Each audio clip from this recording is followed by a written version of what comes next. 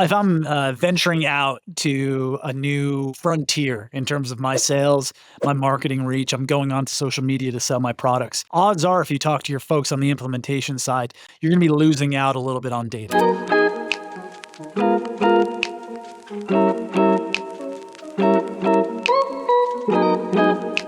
That we talk about headless shopping and things like that, where you might not be getting device information. You might not be getting, a really clear picture of an IP geolocation. It might be a little bit more difficult to connect the dots. That's where an expert matchmaker is so important, because if we're subtracting the number of data points we have to draw the picture of the potential soulmate that a merchant might acquire on a day zero first time shop, then we're going to have to draw that picture with a very limited palette. So if all I have is a credit card or a payment instrument, if all I have is a delivery address, some matchmaker with a robust network can look at the expected drift coming off of that signal and is probably more likely to say, hey, this matches up.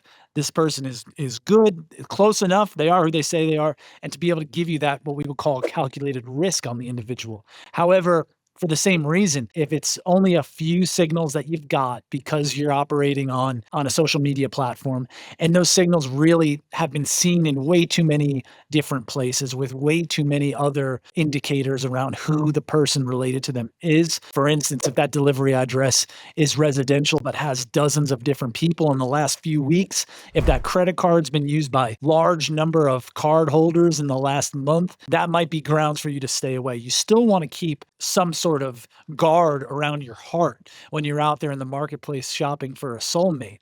However, we have to accept fate at some point and allow for Cupid's arrow to come through a little bit. So operating off one or a small number of data points that's backed up by a provider who has a robust kind of picture around those data points is all you can really do to survive on the periphery, to survive in the frontier of e-commerce, which is where we're seeing everything head, whether it's TikTok, Facebook, or any other sort of social media storefront that's being opened nowadays.